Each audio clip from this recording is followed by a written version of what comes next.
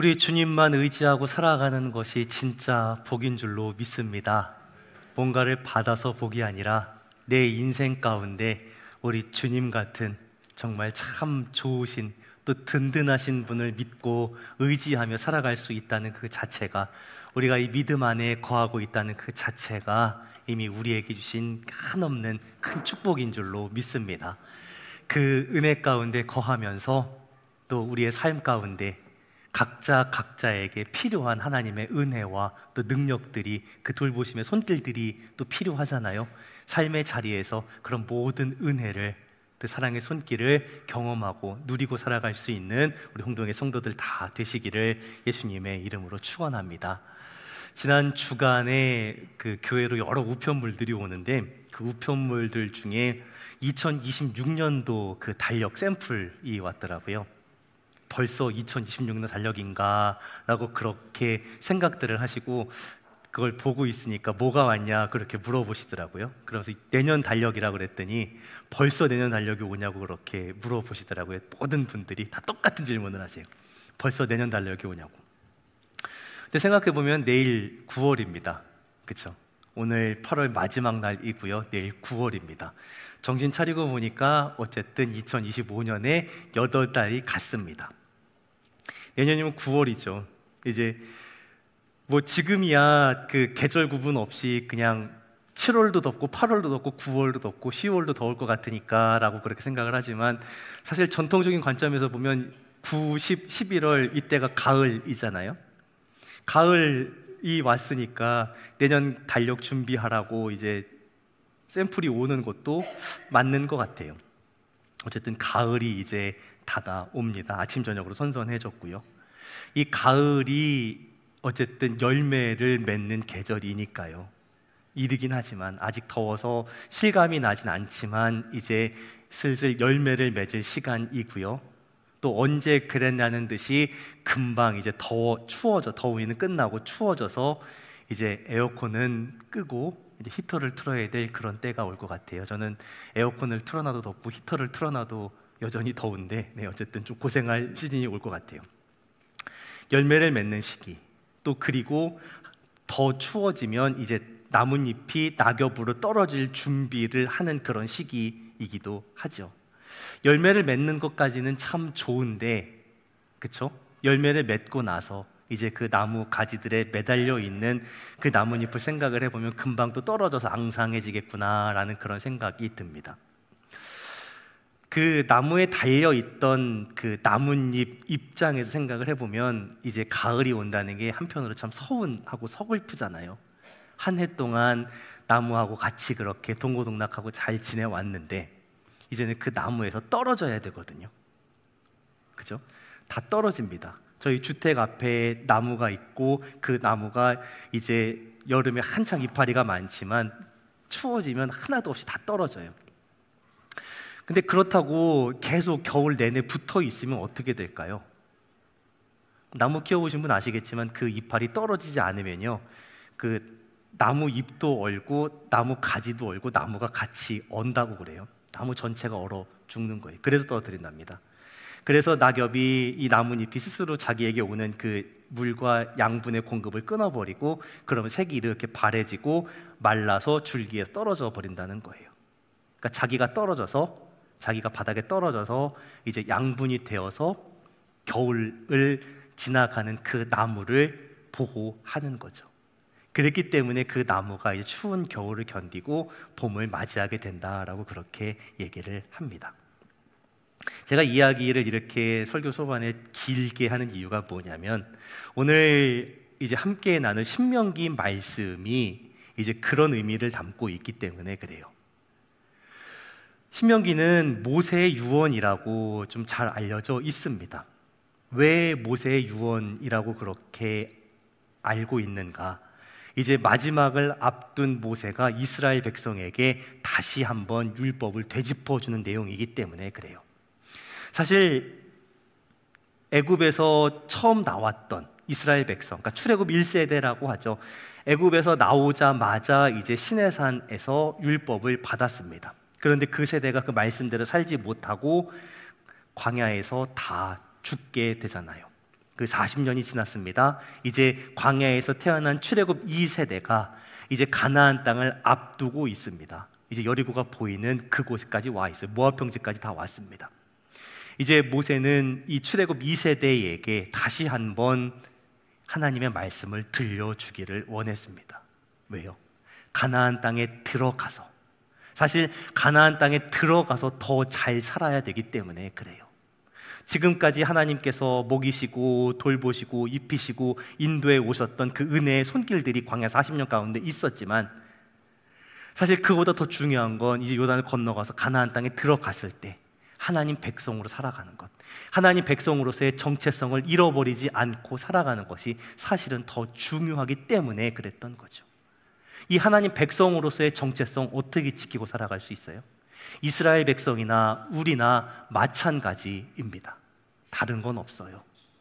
우리가 하나님 말씀을 얼마나 기억하는가, 얼마나 말씀을 붙들고 있는가, 얼마나 그 말씀을 기억하고 지키며 행하며 살아가는가, 거기에 하나님 백성으로 정체성을 지킬 수 있는 비결이 있는 거죠. 그랬기 때문에 모세는 이스라엘 백성들에게 간절히 부탁합니다. 하나님 말씀을 너희의 마음에 잘 간직해야 한다. 이 모든 말을 너희의 마음에 두어야 한다. 그리고 너희의 자녀들에게 계속 가르쳐야 한다. 명령하고 가르쳐서 지켜 행하게 해야 한다라는 그 당부를 전합니다. 그 말씀이 이제 신명기 32장까지의 말씀이었고요. 이제 그 이야기를 한 거예요. 그리고 이제 그렇게 모세가 이스라엘 백성에게 당부한 이 명령이 하나가 있고, 또 오늘 본문에는 하나님께서 모세에게 하시는 명령도 있습니다. 모세가 이스라엘 백성들에게 이 모든 하나님 말씀을 다 당부한 걸 마친 다음에 하나님께서 모세에게 이런 명령을 내리시죠. 약속의 땅 가나안이 보이는 느보산에 올라가서 거기서 혼자 죽으라 라고 이렇게 말씀하십니다. 그러면서 모세가 가나안 땅에 들어가지 못하는 이유도 오늘 본문에서 말씀을 하셨죠. 가데스 무리바의 물가에서 이스라엘 자손 중에서 범죄하여서 하나님의 거룩하심을 나타내지 못했기 때문이다 라고 하는 그 이유도 말씀을 하십니다. 두 가지 명령이 오늘 본문 안에 함께 갑니다. 모세가 이스라엘 백성에게 전했던 그 명령, 그리고 하나님께서 그 모세에게 하셨던 그 명령, 이 두 가지 명령 속에 어떤 의미가 담겨 있는가 함께 살펴보면서 오늘 말씀을 통해 은혜 받기를 원합니다. 모세가 마지막으로 지금 이스라엘 백성들에게 당부하는 게 뭐라고요?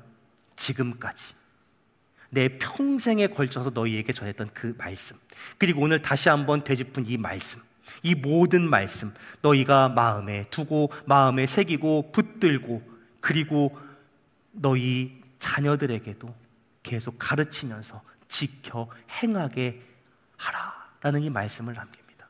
지금까지 평생에 이스라엘 백성을 이끌어오면서 가르치고 또 가르치고 또 가르쳤던 그 말씀, 근데 지금 전하는 이 말씀은 너무나 간절하죠. 그 어느 때보다도 간절합니다. 이 말씀이 이스라엘 백성들의 마음속에 정말 깊이 새겨지기를 원합니다. 지금 듣고 있는 이스라엘 백성들, 이 세대뿐만 아니라 그 다음 세대들에게, 자녀들에게, 후손들에게 계속해서 이 말씀이 이어지기를 간절히 바라면서 이 말씀을 지금 전하고 있어요. 그래야 살 수 있기 때문에 그래요. 하나님 백성이 하나님 말씀을 붙들고 사는 것 절대로 헛된 일이 아닙니다. 47절에서 뭐라고 고백해요? 이는 너희에게 헛된 일이 아니라 너희에게 생명이라는 거예요. 너희에게 생명이 달린 일이라는 거예요. 너희의 목숨줄이 달려있는 일이라는 거예요. 이 말씀 붙들어야 하나님께서 주신 약속의 땅에 들어가서 그 약속의 땅에서 축복을 누리고 살 수 있는 거지, 그렇지 않으면 아무 소용없다는 거예요. 하나님 백성이 잘 살려면 다른 방법은 없어요. 우리가 하나님 백성으로서 정말 행복하게 살기를 원한다면 하나님 말씀 안에 거해야 합니다. 하나님 말씀 안에 묶여 있어야 합니다. 우리는 그냥 놔두면 언제든지 뛰쳐나갈 사람들이에요. 그렇기 때문에 우리는 기도해야 합니다. 하나님의 말씀으로 나를 좀 묶어 주옵소서. 하나님 말씀으로 나를 좀 묶어 주옵소서. 그렇게 묶여 있는 것이 절대로 우리에게 족쇄가 되지 않아요. 하나님의 말씀은 우리를 옴짝달싹 못하게 만드는 족쇄가 아니라 우리의 행복을, 우리에게 주신 그 모든 축복을 지켜주시는 울타리가 되고 안전장치가 됩니다. 굳이 그 울타리 벗어나서 고생하고 다 잃어버리고 나 주를 멀리 떠난다, 이제 옵니다 라고 할 이유가 없어요. 하나님 말씀을 통해서 수많은 예들을 보여주시잖아요. 하나님 떠나면 어떻게 되는지 이스라엘 백성들의 모습을 통해서 보여주셨잖아요. 그런데 왜 자꾸 그걸 복받는 삶이 아니라 그 힘들고 어려운 그 빡센 삶을 내가 굳이 살아보겠다고 할 이유가 없는데 왜 그걸 자꾸 풀고 나가려고 하는 거예요? 하나님 백성의 행복의 비결은 하나님 말씀에 묶여 있는 것입니다. 지금 그 얘기를 하는 거예요. 사실 모세는 할 수 있는 걸 다 했죠. 이제 남은 건 뭐예요? 이스라엘 백성들이 그렇게 살아가야 되는 거예요. 하나님 우리에게 복받는 비결 모든 말씀 다 주셨습니다. 남은 건 우리가 그 말씀에 어떻게 반응하냐라는 거예요. 우리가 이스라엘 백성이 스스로 말씀을 품고 살아야 복 받는 거예요. 우리도 스스로 말씀을 품고 붙들고 살아야 복 받는 거예요. 그 말씀의 복을 나만 받고 끝나는 게 아니라 다음 세대에게 계속 전해야 되는 거예요. 같이 누릴 수 있게 해야 되는 거예요. 그게 비결이죠. 나는 복 받아놓고 나는 잘 먹고 잘 살아놓고 우리 자녀들은 알아서 살아라라고 그렇게 할 수 없는 거잖아요. 우리가 말씀을 붙들고 말씀을 품고 살아가면서 누렸던 하나님의 그 복이 있습니다. 내가 말씀 붙고 살면서 그 복을 누렸다면 당연히 그 복의 비결을 전해야 되는 거예요. 그렇죠? 내가 이렇게 잘 먹고 잘 살게 되었던 그 뭔가 비결이 있다면 그 비결 어떻게 해야 돼요? 우리 아이들에게 전해야죠. 당연히 그래야 되는 거예요. 내가 여기까지 올 수 있었던 이 복을 누린 비결이 뭐예요? 하나님 말씀 때문이었잖아요. 그럼 당연히 말씀을 전해야죠. 생각해 보세요. 내가 이만큼 살 수 있는 게 누구 때문인가? 내가 이런 복 누리고 살 수 있는 게 누구 때문인가? 내가 잘나서 이렇게 살아요? 물려받은 게 많아서 이만큼 살아요? 아니잖아요. 나에게 은혜 주신, 나 사랑하신, 나에게 그렇게 복 주신 하나님 계셨기 때문에 내가 여기까지 온 거잖아요. 내가 그렇게 살아갈 수 있도록 우리에게 그 말씀을 주신 거잖아요. 그럼 그 말씀을 당연히 우리 아이들에게, 우리 후손들에게 전하는 건 너무나 당연한 거예요. 내가 그걸 경험했기 때문에 전할 수밖에 없는 거예요. 내 평생에 하나님 말씀이 이런 은혜가 있고 이런 능력이 있고 이런 신실하심이 있구나라는 걸 경험을 했기 때문에 나도 전하는 거예요. 어떻게 전해요? 내가 말씀대로 살아가는 그 모습, 말씀대로 살면서 은혜와 복을 받은 그 모습을 전하는 거예요. 모세는 평생에 그런 삶을 살아왔던 거죠. 태어나서 죽을 수밖에 없는 그 상황 속에서 나일강가에 버려졌던 그 유대인 어린아이가 어쩌다가 공주의 눈에 띄어서 그 대제국의 왕자의 신분으로 살 수 있었을까? 사람 죽였는데 광야로 도망갔다가 그 40년을 또 어떻게 살아낼 수 있었을까? 이 수백만의 이스라엘 백성을 또 이끌고 여기까지 어떻게 올 수 있었을까? 하나님 말씀이 없었으면 사실 올 수 없었던 거예요. 그랬기 때문에 뭐예요? 나를 붙들어 오신 그 하나님 말씀, 이 말씀을 이제 남겨질 하나님의 백성들에게 전하는 거죠. 말씀대로 살라고 당부하고 또 당부하는 거죠. 내가 하나님 말씀의 은혜를 경험했다면 우리는 그걸 전하고 나눌 수밖에 없는 거예요. 그러기 위해서 어떻게 해야 돼요? 내가 말씀 가운데 날마다 살아가야 되는 거죠. 내가 먼저 말씀을 듣고 말씀을 읽고 말씀 묵상하고 말씀을 배우기를 힘쓰고 그 말씀이 내 심령 가운데 내 속에 뿌리 내릴 수 있게 계속 그렇게 해야 되는 거죠. 하나님 말씀을 사모하고 그 말씀 내 영혼에 새겨지기를 간구하며 살아야 되는 거죠. 내가 말씀을 사랑하면 그 모습을 보고 배우게 되는 거예요. 내가 말씀대로 살지 않는데, 말씀 한 번 들여다보지 않고 말씀 한 번 사랑하지 않고 말씀대로 살지 않는데 내가 어떻게 그 말씀대로 살라고 할 수 있겠어요? 그렇죠? 또 그 말씀 가운데 주시는 그 은혜와 복은 또 어떻게 누릴 수 있겠어요? 우리는 말씀 안에 거해야 합니다.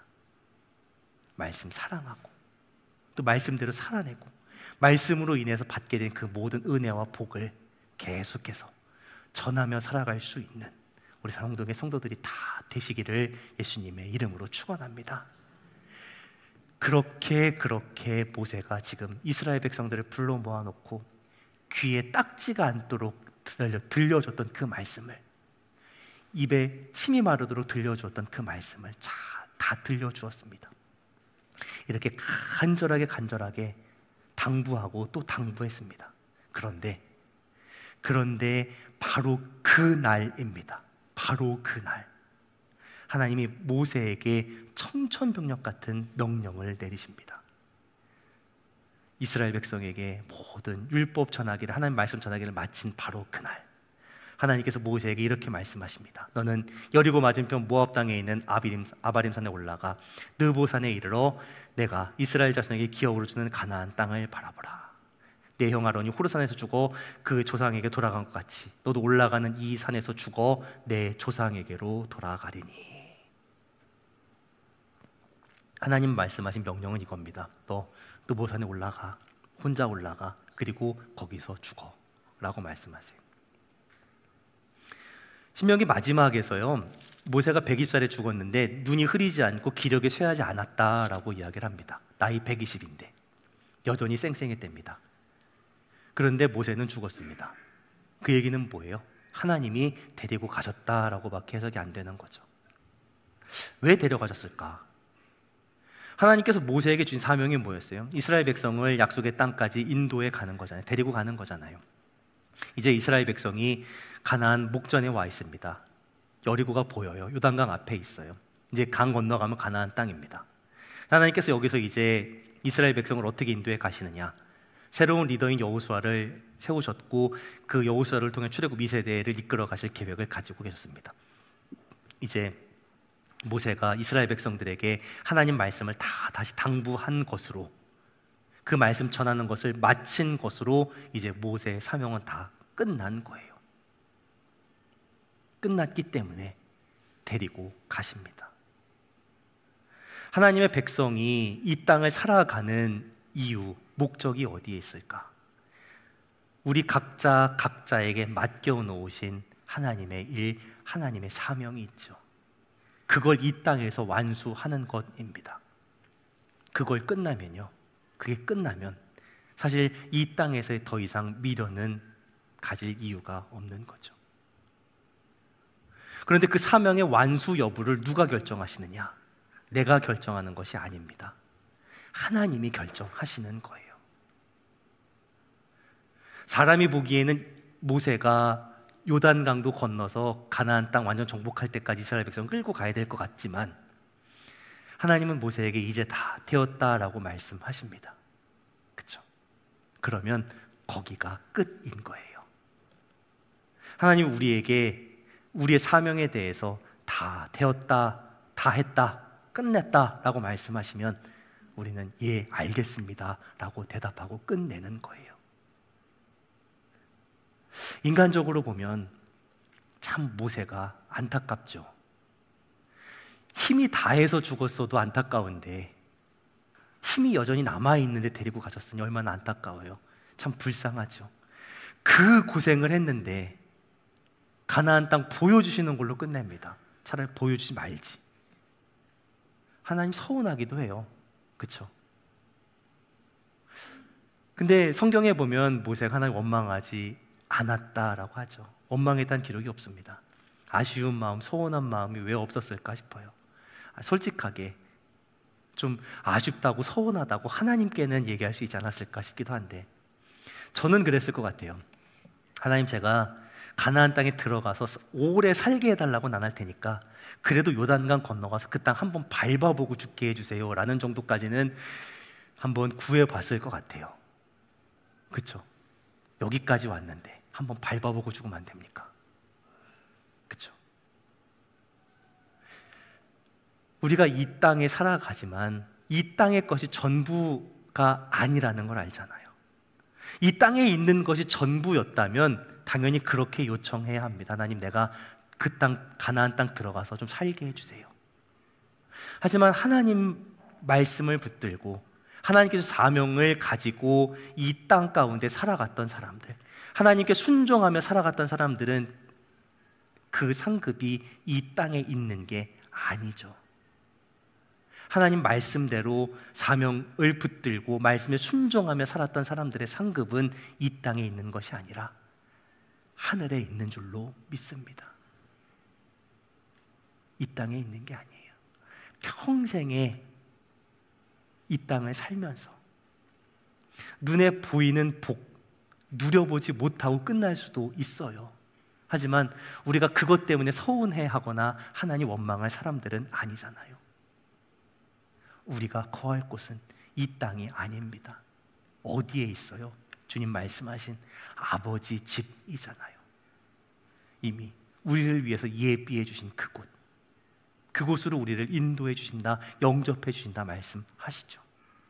이 땅을 살아가는 동안에 평생에 한번 웃어볼 일 없이 그냥 힘들게 어렵게 눈물만 흘리며 살아갈 수도 있습니다.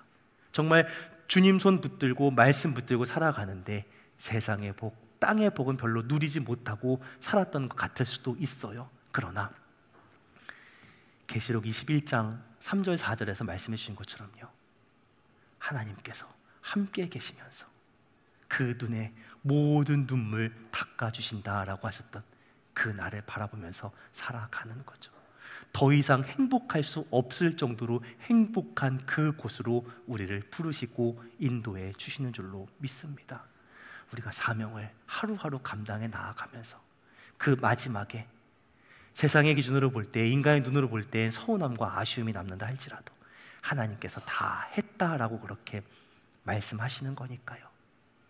우리의 상급이 이 땅이 아니라 하나님 나라에 있음을 기억하고 우리를 부르시는 그 날까지 이 땅에서의 삶을 믿음으로 말씀 붙들고 살아낼 수 있는 저와 우리 성동의 성도들이 다 되시기를 예수님의 이름으로 축원합니다. 모세가 가나안 땅에 들어가지 못한 이유, 유초등부 잘 기억해야 될 것 같아요. 네. 들을 게 있는 자는 들을지어다. 모세가 가나안 땅에 들어가지 못하고 이드보산에서 죽는 이유도 하나님 말씀을 하십니다. 51절에 나오죠. 너희가 신광야 가데스의 무리바 물가에서 이스라엘 자손 중 내게 범죄하여 내 거룩함을 이스라엘 자손 중에 나타내지 아니한 까닭이라. 민수기 20장에 나오는 가데스 무리바의 물 사건 때문입니다. 민수기 20장에 나온 내용은 대략 그렇습니다. 물이 없다고 불평하고 원망하는 이스라엘 백성들에게 하나님께서 반석에게 명령해서 물을 나오게 하라라고 하셨는데 모세는 어떻게 해요? 그 반석을 지팡이로 2번 후려치죠. 근데 그 2번 후려친 그 바위에서 물이 엄청나게 솟아나옵니다. 그래서 온 이스라엘 백성이 다 마셨다라고 그렇게 민수기 20장에서 기록을 합니다. 온 회중과 그리고 이스라엘 백성들이 끌고 나온 짐승들이 다 마셨다라고 이야기를 해요. 물이 어느 정도 나왔을까요? 이스라엘 백성이 애 어른 합쳐서 한 200만 그 정도 얘기하니까요. 거기에 짐승들까지 다 마셨다고 그러면요, 우리가 생각하는 그런 생수통에서 떨어지는 물 정도는 안 되는 겁니다, 사실. 그렇죠? 200만 명이 마시려면요, 물이 진짜 폭포처럼 흘러나와서 거기에 뭐라고 할까요? 오아시스가 생기는, 물 호수가 생기는 이제 그 정도가 돼야 될 것 같아요. 그렇죠? 지금 강원도 강릉이 가뭄으로 고생하고 있다는 뉴스가 나왔죠. 어제 아마 그 특별재난지역 선포됐다고 뉴스가 나왔는데 강릉 인구가 20만 명이 좀 넘습니다. 근데 거기에 10배 정도 되는 거예요. 지금 기술로도 20만 명이 물이 없어서 힘들다고 하는데 200만 명이 물이 없다고 난리였어요. 근데 그 200만 명의 물 문제를 한 번에 해결을 했습니다. 그렇죠? 엄청난 기적이죠. 기적은 일어났는데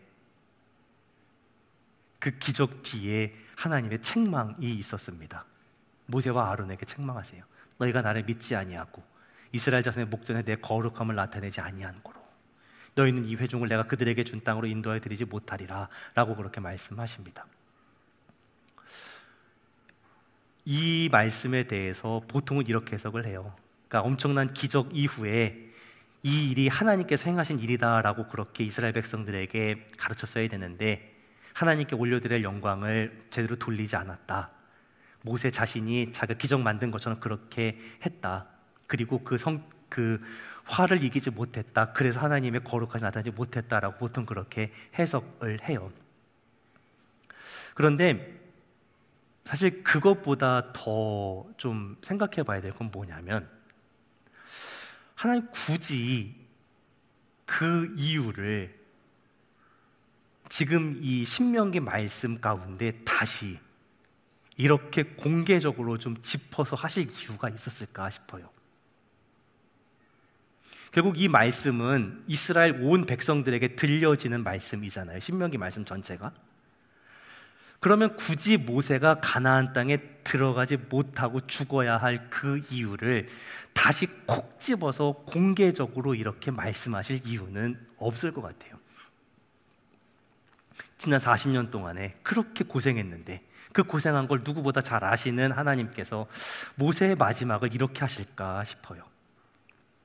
사실 그렇잖아요. 불평과 원망으로 일관하는 그 이스라엘 백성을 보면서 모세가 얼마나 답답하고 화가 났겠어요. 오죽했으면 그 바위를 반석을 2번이나 지팡이로 내려쳤겠어요. 그렇죠? 출애굽기에서 이스라엘 백성이 금송아지 만드는 큰 사고 쳤을 때 하나님께서 이스라엘 백성이 진노하셔서 하나님 모세에게 그렇게도 말씀하셨거든요. 일단 이 백성 다 멸해버리고 내가 너를 통해서 새 민족을, 큰 민족을 다시 이루겠다라고까지 하나님도 그렇게 말씀하셨었거든요. 근데 모세가 그 정도 했다고 그렇게 하시면 될까 싶어요. 마지막 가는 길인데, 그 충성된 종의 마지막 가는 길, 허물이 있었어도 마지막에는 좀 덮어주시면 좋지 않을까. 분명히 지금 뭐라고 말씀하세요? 그 산에 올라가서 그냥 거기서 혼자 죽으라는 거예요. 무덤도 못 만들었어요. 무덤이 어디 있는지도 모르잖아요. 좀 멋있게 마무리를 지어주면 안 되나? 아니 엘리야도 그렇게 불말불병거 보내갖고 그 회오리 바람으로 이렇게 데리고 가셨는데 최소한 그 정도 그 격은 맞춰주시지. 그렇잖아요. 하늘에 천사들 좀 보내셔서 그렇게 좀 데리고 가시지. 그 고생하고 그 사명을 마무리하는 모세를 이렇게 매정하게 대하시나 하는 그런 아쉬움이 있더라고요. 저 개인적으로는 이 신명기 마지막을 가면서 하나님 왜 그렇게 하셨는가 잘 모르겠어요. 성경에 나와 있지 않으니까 그 의도까지 제가 파악할 방법은 없죠. 근데 사실 그거보다 더 이해가 안 되는 건 이 기록을 굳이 남기고 있는 모세입니다.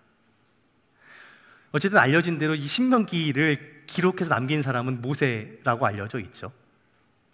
그럼 자기가 안 쓰면 되잖아요. 그런 생각 안 해보셨어요? 하나님이 나에게 말씀하셨지만 내가 그 말씀하신 거 기록을 안 하면 됩니다. 굳이 기록할 이유가 없을 것 같아요. 그냥 내가 가나안 땅에 들어가지 못한다, 하나님 명령이 그랬다 라는 것까지는 기록해야 됐을 것 같은데 굳이 내가 예전에 이런 사고를 쳤대서 가나안 땅에 들어가지 못한다라는 것까지 또 기록할 이유가 있었을까? 민수기는 그때 벌어진 일이니까 기록했다지만 신명기 32장의 이 내용은 이미 지나간 일이잖아요. 내가 그때 이런 사고를 쳐서 지금 가나안 땅에 못 들어간다라는 내 허물, 내 잘못을 다시 기록할 이유가 있을까? 사실 할 얘기는 다 했습니다. 이스라엘 백성들에게 당부할 건 다 당부했어요. 남겨야 될 건 다 남겼기 때문에 이 허물 정도는 기록 안 해도 상관이 없어요. 근데 굳이 기록을 합니다. 가나안 땅에 자기가 들어가지 못한 이유. 전혀 명예롭지 못한 내용입니다. 되게 부끄러운 내용이에요. 근데 그 내용도 남겨놓습니다. 왜 그랬을까요? 왜? 모세가 이 부끄러운 자신의 과거를 다시 끄집어내서 이렇게 기록으로 남긴 이유는 남겨질 이스라엘 백성을 위해서라고 그렇게 믿습니다. 지금까지 모세가 수십 번, 수백 번, 수천 번 이스라엘 백성들이 하나님 말씀을 지키고 살아야 된다고 당부하고 또 당부하고 자녀들에게, 후손들에게 전해야 된다, 꼭 전하고 지켜 행하시게 된다라고 그렇게 간절히 당부를 했잖아요. 그리고 마지막으로 다시 한번 당부하고 강조하는 거예요. 율법을 지키지 않으면, 하나님 말씀 지키지 않으면 어떻게 되는지 자기 마지막 모습을 통해서도 다시 한번 이스라엘 백성들에게 강하게 경고하고 있는 거예요. 하나님 말씀 지키지 않는 것, 하나님 아주 준엄하게 하신다. 나조차도 하나님 말씀 한번 놓친 것 때문에 이렇게 될 수 있다. 너희에겐 어떻게 하시겠냐? 지금 그 얘기를 하고 싶은 거예요. 내 실패 너희가 잊어버리지 마라. 내 실패를 반면교사 삼아서 너희는 절대로 하나님 말씀 어기면 안 된다. 끝까지 하나님 말씀 붙들고 하나님 말씀 지키고 행하면서 살아서 마지막까지 정말 아름답게 영광스럽게 그렇게 마무리해야 된다라고 지금 그렇게 이야기하고 싶은 거예요. 이 백성이 이후에 가나안 땅에 들어가서 하나님 말씀 붙들고 지키고 행하며 사는데 도움이 될 수만 있으면 내 실수도, 내 실패도, 내 허물도, 내 부끄러운 거 드러나도 상관없다라는 거예요. 중요한 건 너희가 말씀 지키고 사는 것, 이거라는 거예요. 내가 부끄러운 것, 내가 죽어서 무덤도 못 남기는 것, 명예롭지 못하게 기억되는 것 상관없다는 거예요. 너희가 말씀 지키고 살 수 있으면, 하나님 백성으로서의 정체성 잃어버리지 않고 살 수 있으면 다 줄 수 있다는 거예요.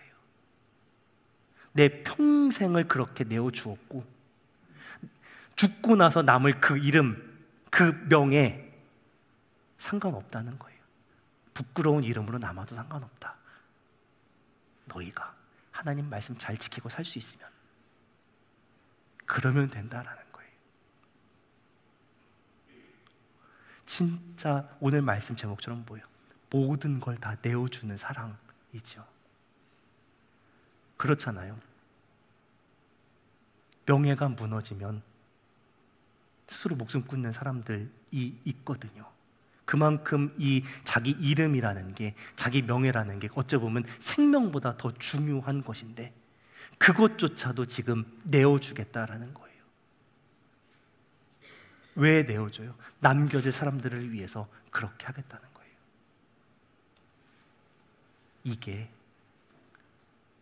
이게 우리를 대하시는 하나님의 사랑인 줄로 믿습니다. 주님께서 우리에게 가르치셨고 또 직접 보여주신 그 사랑의 방법입니다. 다 내어주신다는 거예요. 다 내어주셔서, 죽기까지 내어주셔서 우리를 살게 하시겠다는 거예요. 예수님께서 우리를 위해 그렇게 하셨잖아요. 하늘에 미리 떨어져 땅에 죽는 것, 그 말씀하시면서요, 죽으면 많은 열매를 맺고요, 죽지 않으면 그대로 있는 거라고 하셨죠. 예수님 우리를 위해 죽으심으로 우리에게 새로운 생명을 주셨고 우리가 열매 맺는 삶을 살게 하셨잖아요. 그 사랑으로 인해서, 그 내어주심으로 인해서, 그 희생으로 인해서 우리가 예수님 알게 되었고 믿게 되었고 사랑하게 되었고 그 뜻 안에 지금 이렇게 살 수 있게 되었잖아요. 우리가 그 사랑을 받았습니다. 그 생명을 우리에게 주셨습니다. 그 생명 우리 속에 있습니다. 이미 그것이 우리에게 주신 큰 은혜이고 축복이지요. 그럼 어떻게 될까요? 우리에게 주신 그 생명이, 그 은혜가, 그 사랑이 계속 이어져 가야 되는 거예요. 그게 우리에게 주신, 우리 모두에게 주신 사명인 줄로 믿습니다. 모세가 이 마지막 순간에 그 백성 이스라엘을 위해서 생명도 명예도 다 내어주었던 것처럼요, 예수님께서 우리를 위해서 자신의 모든 것을 다 내어주셨던 것처럼 우리도 우리에게 주신 이 은혜가, 축복이, 이 신앙이 계속 이어질 수 있도록 우리의 삶을 드려야 할 줄로 믿습니다. 말씀을 정리합니다. 제가 여름 이제 사역 시작하면서 7월 둘째 주부터 거의 비슷한 주제로 말씀을 한 8주 동안 이렇게 쭉 해왔습니다. 어떻게 들리셨나 모르겠어요. 그 어느 때보다 지난 8주간의 말씀이 부담스럽게 들리셨다면 저는 말씀을 잘 전한 거고요, 여러분은 말씀을 잘 들으신 겁니다. 제가 되게 의도를 가지고 큰 부담감을 좀 느끼시라고 계속 그렇게 이야기한 겁니다. 좀 돌려 얘기하지 않고 되게 직접적으로 이야기한 것도 많은 것 같아요. 오늘 말씀을 시작하면서 사실은 할 얘기는 다 했습니다. 낙엽 이야기가 사실은 핵심입니다. 낙엽은 나무를 살리기 위해서 떨어집니다. 그렇게 떨어져서 나무를 보호하고 나무를 살려냅니다. 그렇게 그 나무가 다시 또 열매를 맺을 수 있게 합니다. 이 시대가 많은 것이 풍족한 시대라고 그렇게 이야기합니다. 하지만 다음 세대를 위해서 그 믿음을 전수해 줄, 믿음을 전수하기 위해서 자신의 삶을 내어줄 수 있는 그런 어른은 점점 없어지는 그런 시대인 것 같아요. 각자에게 차이는 다 있을 겁니다. 하지만 시간이 지나면 하나님께서 이 땅에서 허락하신 시간은 끝이 나고요, 마무리할 그 시간이 올 겁니다. 우리가 어떠한 모습으로 그 마지막을 마무리하게 될까요? 우리에게 이 땅에 주신 그 모든 사명을 다 완수해서 야, 충분했다, 할 만치 다 했다, 다 됐다라고 하시는 그 하나님 말씀을 들으면서 부르심을 받을 수도 있고요, 저거 100년 살아야 200년 살아봐야 시간 낭비이고 사명 하나도 완수 못할 것 같으니까 그냥 시간 낭비하지 말고 지금 부른다 라고 그렇게 해서 마지막을 마무리할 수도 있지요. 어떤 모습일까요? 길게 살았냐 짧게 살았냐가 중요한 것이 아니라 하나님 앞에서 정말 잘 살았다, 그만하면 되었다, 너무나 잘 살았다라고 하시는 그 말씀을 들으면서 마무리가 되어야 하지 않을까요?